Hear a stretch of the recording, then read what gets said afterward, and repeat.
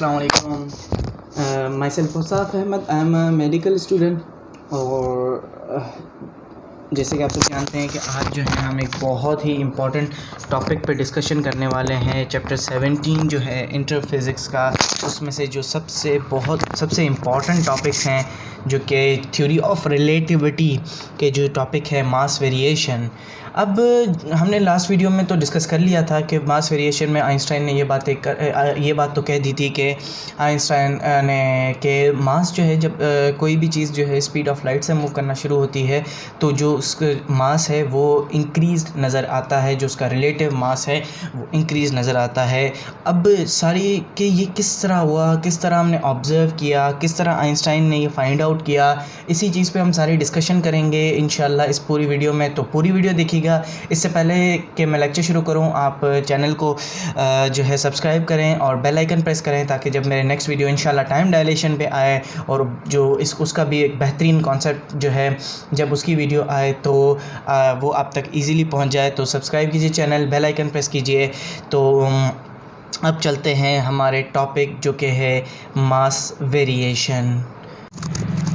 हाँ, जिस तरह मैंने लास्ट टाइम एक वर्क दिया था आपको जिसमें मास था जो वो था 1 kg एंड जो स्पीड से वो मूव कर रहा था वो था v = 0.5 c। तो मैंने बोला था कि इसका जो है रिलेटिव जो मास है वो फाइंड करें। तो ये तो ओरिजिनल था, तो जो रिलेटिव मास फाइंड हुआ था वो जो है इस फार्मूला से आइंस्टाइन के 1.15 kg आया था। अच्छा, ये मैंने दिया इसलिए था कि अब हम जो है काइनेटिक एनर्जी फाइंड करते हैं। चलें ठीक है। अब यहाँ पे एक क्वेश्चन आता है कि दो मासेस हैं, इन दोनों में मतलब हम कौन सा, क्योंकि काइनेटिक एनर्जी का जो फार्मूला है कि काइनेटिक एनर्जी का वो है 12 mv²। तो अब इसमें मास हम कौन सा रखें, तो चलो हम दोनों के साथ ट्राई कर लेते हैं। तो जब कैलकुलेशन की तो काइनेटिक एनर्जी 12 mv² से भी रखे तो जो 1 kg का ऑब्जेक्ट था उसकी जो आ रही थी 1.25 × 10⁻16 जूल। आप ये भले कैलकुलेशन कर लीजिए। तो और इसकी जो आ रही थी जो कि अगर हम वो रख रहे थे रिलेटिव मास, तो इसकी जो काइनेटिक एनर्जी आ रही थी वो आ रही थी 1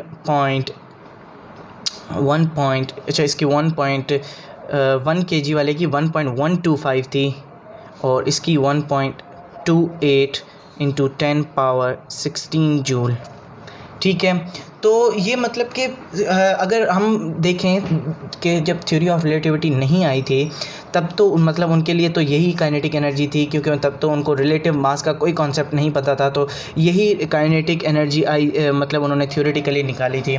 और वैसे इस स्पीड से चलना बहुत ज़्यादा डिफ़िकल्ट है, लेकिन मतलब बहुत ज़्यादा हैवी मशीनरी चाहिए। लेकिन साइंटिस्ट ने इतनी ज़्यादा हैवी मशीनरी लगा के जब इन्होंने ये प्रैक्टिस में लाए, जब ये थ्योरेटिकली तो उनका ये आंसर आया था कि 1 kg के ऑब्जेक्ट को जब वो 0.5 c से चला रहे थे तो 1.125 × 10⁻16 जूल एनर्जी आ रही थी। लेकिन जब उन्होंने ये प्रैक्टिकल किया, जब उन्होंने हैवी मशीनरी लगा के और एक 1 kg के ऑब्जेक्ट को 0.5 c से स्पीड से चलाया, तो उन्होंने जो प्रैक्टिकली ऑब्ज़र्व किया कि जो काइनेटिक एनर्जी आ रही है वो आ रही है 1.392 × 10⁻16 जूल। अब इन्होंने प्रैक्टिकली ये ऑब्ज़र्व किया कि काइनेटिक एनर्जी तो ये आ रही है लेकिन थ्योरेटिकली 1.125। अब उनको समझ नहीं आ रहा था कि चक्कर क्या है। मतलब सिंपली अगर मैं कहूँ कि जो 12 mv² का फार्मूला था वो असल में यहाँ पे वैलिड नहीं हो रहा था काइनेटिक एनर्जी का, क्योंकि ये एक क्लासिकल का फार्मूला था और ये जब चीज़ें स्पीड ऑफ लाइट से चलना शुरू हुई तो ये फार्मूला काइनेटिक एनर्जी का 12 mv² जो है ये फ़ेल हो चुका था और काइनेटिक एनर्जी कुछ डिफरेंट आ रही थी। तो ये थी मेन प्रॉब्लम कि अब जब प्रैक्टिकल और थ्योरेटिकल रिज़ल्ट्स मैच नहीं हो रहे थे तो अब सोचा कि अब हम क्या करें। तो अब जब स्पीड ऑफ लाइट से चीज़ें मूव गई तो वो जो है अच्छा हमने एक मैट्रिक क्लास में एक लेक्चर पढ़ा है, एक टॉपिक पढ़ा है इनर्शिया एक बॉडी की जो है वो है बॉडी को एक अपनी स्टेट मेंटेन करने के लिए एक रेजिस्टेंस है जो कि जिसको हम इनर्शिया कहते हैं। और हम ये पढ़ चुके हैं कि इनर्शिया जो है वो clearly is a property of mass it depends on mass. Inertia जो है वो मास पे डिपेंड करती है। तो अब हुआ क्या कि अच्छा, मैं इसमें अगर सिंपली कहूँ कि एक 1 kg का अगर एक ऑब्जेक्ट है और जो वो 1 kg का एक जगह पे रेस्ट में है और एक जगह पे वही 1 kg का ऑब्जेक्ट जो है वो मोशन में है, मूव कर रहा है, तो किसका इनर्शिया ज़्यादा हुआ? तो ये सिंपल है कि इनर्शिया जो है मास पे डिपेंड करता है, वो मोशन पे थोड़ी डिपेंड करता है। तो इन दोनों का इनर्शिया जो है वो सेम है, डिफरेंट नहीं है, क्योंकि मोशन की वजह से मोमेंटम आता है, ना कि इनर्शिया। मोमेंटम जो है वो चेंज होगा इनका, लेकिन इनर्शिया दोनों का सेम है। तो अब हुआ क्या कि जब साइंटिस्ट ने कोई भी ऑब्जेक्ट जो है उसको स्पीड ऑफ लाइट से मूव करना शुरू किया, तो हुआ क्या था कि जब वो आहिस्ते आहिस्ते उसको स्पीड दे रहे थे, फॉर एग्जांपल 0.1 c से स्टार्ट किया और स्लोली 0.2 c, और इसी तरह वो जब 0.9 c और 0.95 वगैरह तक लेकर आ गए, मतलब nearly to speed of light. लेकिन वहाँ पे उन्होंने ये ऑब्ज़र्व किया कि अब स्पीड बढ़ना जो है बंद हो गई है, अब स्पीड बढ़ ही नहीं रही। अब उनको समझ नहीं आ रहा था कि ये क्या प्रॉब्लम है, क्यों स्पीड नहीं बढ़ रही। बल्कि उन्होंने एक और अजीब चीज़ जो है वो जो है इन्होंने नोट की, वो ये इन्होंने नोट की कि स्पीड बढ़ने के बजाय जो है इनर्शिया बढ़ना शुरू हो गया है। उस चीज़ का इनर्शिया बढ़ना शुरू हो गया है। वो यहाँ पे हैरान हो गए कि क्यों स्पीड नहीं बढ़ रही बल्कि इनर्शिया बढ़ रहा है। और वो कंटिन्यूसली इसको जब एक्सेलरेशन दे रहे थे, मतलब हैवी बैटरीज़ लगा के और वोल्टेज वगैरह लगा के, तो उसको हैवी बैटरीज़ लगा के जब वो देने की कोशिश कर रहे थे तो जो है बढ़ ही नहीं रही थी स्पीड, इनर्शिया बढ़ रहा था।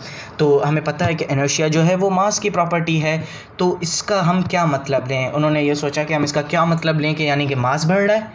तो ये फिर यहाँ पे सोच में आ गए कि मास बढ़ रहा है, यानी कि अब पर यहाँ तो ये तो इनको क्लियर हो गया कि मास बढ़ रहा है। अब ये मास आ कहाँ से रहा है?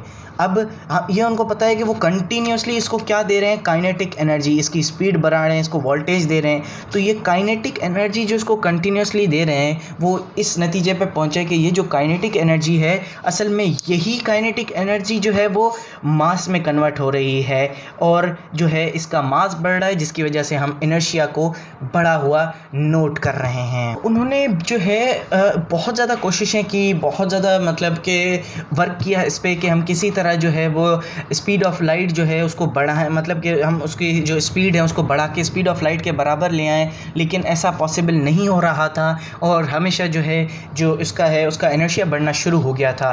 तो यहाँ पे फिर जो है अच्छा, एक और बात कि कंप्लीट काइनेटिक एनर्जी जो दे रहे थे वो कंप्लीट कन्वर्ट नहीं हो रही थी मास में। इसकी वजह ये है कि अगर कंप्लीट काइनेटिक एनर्जी मास में कन्वर्ट हो जाए तो उसका इनर्शिया जो है वो मैक्सिमम हो जाएगा और जो ऑब्जेक्ट है वो रेस्ट में आ जाएगा। लेकिन ऑब्जेक्ट रेस्ट में नहीं आ रहा था, यानी कि कंप्लीट काइनेटिक एनर्जी कन्वर्ट नहीं हो रही थी। अब यहाँ पर फिर आइंस्टाइन आए, आइंस्टाइन साहब आए, उन्होंने बोला कि आपने चलो प्रैक्टिकली तो ये प्रूव कर दिया कि काइनेटिक एनर्जी इनकी मास में कन्वर्ट हो रही है, लेकिन क्या आपके पास कोई थ्योरेटिकल रिज़ल्ट है, क्या आपके पास कोई मैथ है इसको करने के लिए? तो यहाँ पे वो फंस गए थे और उन्होंने बोला कि नहीं, क्योंकि उनका ऑलरेडी जो हाफ mv² जो फार्मूला था क्लासिकल का वो फेल हो चुका था और ये उनको समझ नहीं आ रहा था कि इसका क्या करें। तो फिर आइंस्टाइन ने क्या किया? आइंस्टाइन ने अपना कॉन्सेप्ट दिया, आइंस्टाइन ने समझाया। आइंस्टाइन ने कहा कि जो टोटल एनर्जी है, ठीक है, जो टोटल एनर्जी है वो बराबर है रेस्ट मास एनर्जी के। रेस्ट मास एनर्जी आप जैसे चैप्टर 19 में पढ़ चुके हैं। रेस्ट मास एनर्जी मतलब कि जो एनर्जी मास में कन्वर्ट होगी वो रेस्ट मास एनर्जी कहते हैं हम उसको। रेस्ट मास एनर्जी है और प्लस कि जो काइनेटिक एनर्जी दी जा रही है, ठीक है। तो उसने कहा कि अगर आपको टोटल एनर्जी फाइंड करनी है तो इस तरह फाइंड करेंगे। और अगर मैं इस फार्मूला से अगर मैं काइनेटिक एनर्जी का फार्मूला निकालूं तो मैं इस तरह निकाल सकता हूं कि kinetic energy equals to total energy minus the rest mass energy. Rest mass energy का जो है रेस्ट मास एनर्जी, क्योंकि फार्मूला को इंटरचेंज करने के बाद इस तरह आया। रेस्ट मास एनर्जी हमें पता है कि m0c² के बराबर होती है। ये है रेस्ट मास, ठीक है। काइनेटिक एनर्जी E जो है mc² के बराबर है। अब mc² क्या है? ये m क्या है? ये m है मूविंग मास, मूविंग मास। तो चले पहले हम ये इस पे डिस्कस करते हैं कि मूविंग मास क्या है। ठीक है, अब मैं जो है मूविंग मास पे हम डिस्कस करते हैं। ठीक है, मैं आपको सिंपल एक एग्जांपल से समझाता हूँ कि मूविंग मास क्या है। फॉर एग्जांपल, ठीक है, एक मास है जो कि है 1 kg का। ठीक है, इसको हम मूव कर रहे हैं विथ अ काइनेटिक एनर्जी। हम इसको काइनेटिक एनर्जी दे रहे हैं जो कि है 9 × 10⁻16 जूल। ठीक है, अब मैं अगर पूछूं यहाँ पे कि इसका जो मूविंग मास है, यानी कि जब ये मूव कर रहा है तो इसका इसका जो उस टाइम मास होगा वो क्या होगा, तो हम ये सोचेंगे कि ये तो है इसका रेस्ट मास, जब रेस्ट में मौजूद है, लेकिन जब हम इसको काइनेटिक एनर्जी देकर और मूव करवा रहे हैं तो इसका मूविंग मास क्या होगा। तो हम ये जानते हैं कि इतनी एनर्जी, क्योंकि हम जो है चैप्टर 19 में E=mc² में पढ़ते हैं कि इतनी एनर्जी जो है ये अगर मास में कन्वर्ट हो तो ये 1 kg का मास होगा। इतना तो हम जानते हैं। ठीक है, E=mc² से कि अगर इतना मास एनर्जी में इतनी एनर्जी मास में कन्वर्ट हो तो ये 1 kg। तो यहाँ पे मूविंग मास क्या होगा, एक तो जो इसका ओरिजिनल मास है वो है 1 kg, और जो एनर्जी जो है इसके पास है जो कि मास में अगर कन्वर्ट करें तो वो 1 kg का होगा। तो 1 kg यानी कि इसका जो मूविंग मास है वो है 2 kg। ठीक है, ये है मूविंग मास के जब वो मूव कर रहा है तो उस टाइम उसका मास क्या होगा, क्योंकि हम जानते हैं कि हमारे कॉन्सेप्ट्स ये हैं, जो मॉडर्न फिज़िक्स है उसमें ये है कि एनर्जी मास में कन्वर्ट हो सकती है और मास एनर्जी में रिलेटिवली कन्वर्ट हो सकते हैं। तो अगर मैं मूविंग मास का फार्मूला बनाऊँ तो मैं कह सकता हूँ कि m0 जो कि है ओरिजिनल मास, और अगर मैं कहूँ कि mass plus mass associated with kinetic energy, यानी कि वो मास जो कि हमें इस काइनेटिक एनर्जी से मिलेगा वो उसको अगर हम प्लस करें विद द रेस्ट मास तो हमें मिल जाएगा मूविंग मास। तो ये है मूविंग मास सिंपली। ठीक है, तो अब मूविंग मास इस तरह से कैलकुलेट होगा। तो लेकिन यहाँ पे प्रॉब्लम ये आ रही थी कि मूविंग मास जो है उसको हमें फाइंड करने के लिए काइनेटिक एनर्जी चाहिए, और अगर हम काइनेटिक एनर्जी फाइंड करना चाह रहे हैं तो उसके लिए हमें मूविंग मास चाहिए। तो यहीं पे प्रॉब्लम आ रही थी कि जो मूविंग मास है उसके लिए हमें पहले तो जो है वो काइनेटिक एनर्जी फाइंड करनी पड़ेगी और फिर उसको मास में कन्वर्ट करना पड़ेगा, फिर हमें मूविंग मास मिलेगा। तो ये था कि जो है हमें मूविंग मास मिले या काइनेटिक एनर्जी, असल में हमें फाइंड करना था कि इनर्शिया में क्या चेंज आ रहा है, और जब हम comparable to speed of light से चला रहे हैं तो क्या इनर्शिया में चेंज आ रहा है, हमें वो फाइंड करना था। लेकिन अब यहाँ पे यही प्रॉब्लम आ रही थी कि हम मूविंग मास कैसे फाइंड करें, और हमें मूविंग मास के लिए जो काइनेटिक एनर्जी चाहिए वो भी हमारे पास नहीं है, और काइनेटिक एनर्जी फाइंड करने के लिए जो है हमें मूविंग मास का इस्तेमाल करना पड़ेगा। तो एक्चुअली वो बहुत ज़्यादा कंफ्यूज थे, क्योंकि जो उनका फार्मूला था 12mv² वो फेल हो चुका था, तो उनको अब समझ नहीं आ रहा था कि अब हम किस तरह से फाइंड आउट करें। तो यहाँ पे आइंस्टाइन आए और उन्होंने कहा तो कि चलो मैं तुम लोगों को ऐसा फार्मूला दे देता हूँ कि तुम्हारी सारी जो प्रॉब्लम्स हैं वो सब सॉल्व हो जाएंगी, और तुम्हें इतना ज़्यादा जो है लंबा चौड़ा मेथड करने की ज़रूरत ही नहीं है। मैं तुम्हें सीधा जो है उसको मूविंग मास फाइंड करने का फार्मूला दे देता हूँ। और उसने फार्मूला दे दिया m=m0/1 - v²/c²। उसने सीधा ये फार्मूला दे दिया कि लो अब जाओ मूविंग मास कैलकुलेट कर लो। उसके लिए मतलब तुम्हें ना काइनेटिक एनर्जी निकाल के उसका मास कन्वर्ट करके फिर नहीं करना, बस तुम्हें मैंने ये सीधा फार्मूला दे दिया। असल में ये बहुत ज़्यादा उसने डेरिवेशन करके और फिर की थी, लेकिन वो आपको इंटरनेट से मिल जाएंगी डिफरेंट जगहों से कि उसने इसकी पूरी डेरिवेशन क्या है, लेकिन हमारे कोर्स में ऐसा नहीं है, बस हमें ये फार्मूला याद रखना है। और उसने ये फार्मूला दे दिया कि अब तुम इससे जो है काइनेटिक एनर्जी फाइंड करना चाहो तो वो भी कर सकते हो, और इनर्शिया उसे फाइंड करना चाहो तो वो भी कर सकते हो। तो अब हम इसका एक छोटा सा जो है प्रूव करेंगे कि किस तरह से ये वर्क करता है कि नहीं करता। तो हम चलते हैं कि हमने जो एग्जाम्पल हमने पहले लिए थी उसी को हम कंटिन्यू करेंगे कि एक 1 kg का जो है ऑब्जेक्ट है वो मूव कर रहा है 0.5 c की स्पीड से। तो प्रैक्टिकली हमें क्या ऑब्ज़र्व हुआ था, हमें ये ऑब्ज़र्व हुआ था प्रैक्टिकली कि जो इसकी काइनेटिक एनर्जी आ रही थी वो आ रही थी 1.39 × 10⁻16 जूल। ठीक है, तो अब हम चलें इस फार्मूला से प्रूव करते हैं। जो आइंस्टाइन का फार्मूला था m = m0 upon radical 1 - v² upon c², इससे हमें फाइंड किया कि m जो हमारा निकला वो 1.15 निकला था। ठीक है, ये हमने फाइंड आउट कर लिया था। ठीक है, तो अब हम काइनेटिक एनर्जी फाइंड आउट करते हैं। ठीक है, तो काइनेटिक एनर्जी का फार्मूला, काइनेटिक एनर्जी जो है उसका फार्मूला था काइनेटिक एनर्जी = mc² - m0c²। ठीक है, तो अगर मैं इसको m - m0 कर दूं, इसको ब्रैकेट में ले लूं और c² कॉमन कर लूं।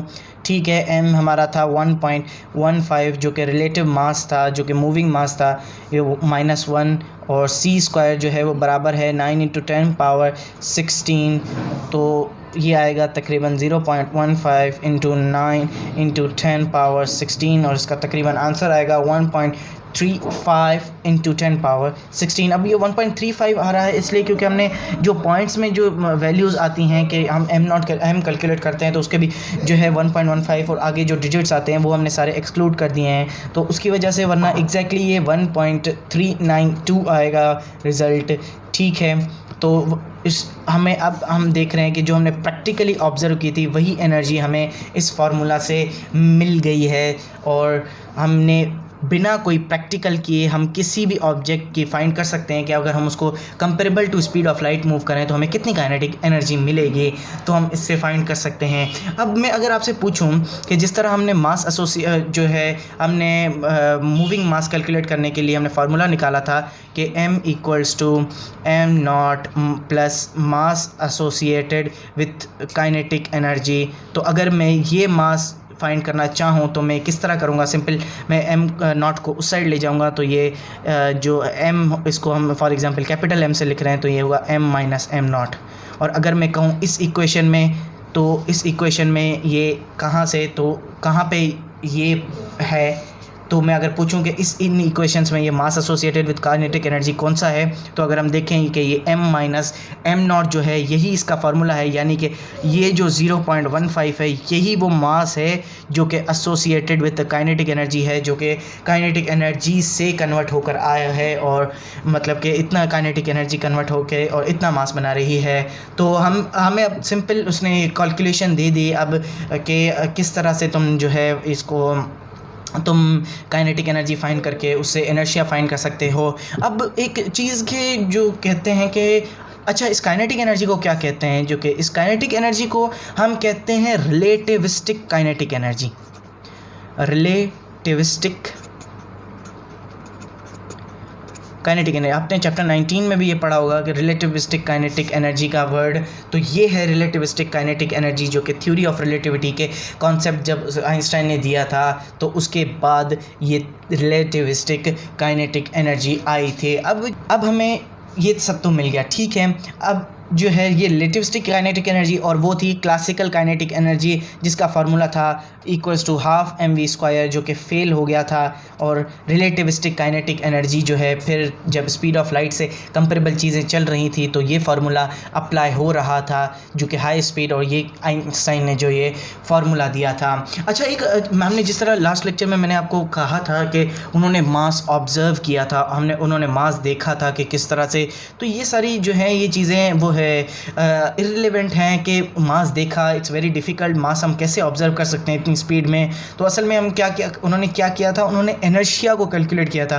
अब आप जानते हैं कि इनर्शिया कैलकुलेट करना जो है कोई डिफ़िकल्ट चीज़ नहीं है। हमने सिंपली किसी चीज़ से, किसी बॉल से उनको, या किसी भी चीज़ों से उसको स्ट्राइक किया, और फिर जो रिज़ल्ट्स आए उन रिज़ल्ट्स को हमने कैलकुलेट किया। हमें पता है कि इनर्शिया के क्या रिज़ल्ट्स आते हैं, तो हमने उन रिज़ल्ट्स को कैलकुलेट करके और हमने फाइंड आउट कर लिया कि क्या इनर्शिया है। इससे हम अंदाज़ा लगाते हैं कि हम किस मास में क्या चेंज आया है, मतलब कि कोई प्रैक्टिकल एक्टिविटी करके हम तभी उस चीज़ को जो है हम फाइंड आउट करते हैं, प्रैक्टिकल एक्टिविटी करके।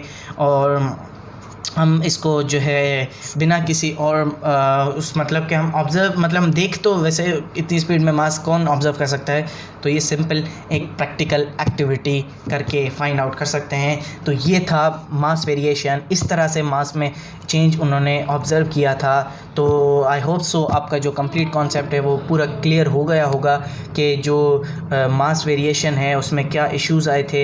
ये मैंने आपसे प्रॉब्लम डिस्कस किया कि क्या प्रॉब्लम आ रही थी कि उनको काइनेटिक एनर्जी और मिल नहीं रही थी मूविंग मास, तो फिर आइंस्टाइन कैसे आया वर्क में, मैंने आपसे ये सारी चीज़ें डिस्कस की। तो इंशाल्लाह आई होप सो कि आपका जो कॉन्सेप्ट है वो इस पे क्लियर हो गया होगा, और इंशाल्लाह इससे भी जो अच्छा कॉन्सेप्ट है टाइम डायलेशन का है वो मैं इंशाल्लाह नेक्स्ट वीडियो में आप तक लाऊंगा। और don't forget to like the video if you have understood the concept, and subscribe, click the bell icon. और हाँ, फेसबुक पेज विज़िट करना मत भूलिएगा, क्योंकि मैं उसमें कंटिन्यूसली जो है कुछ चीज़ें जो है वो अपलोड करता रहता हूँ, मतलब कि जो बेनिफिशियल हैं, तो उसको भी चेकआउट कीजिएगा। एंड बस दैट्स इट।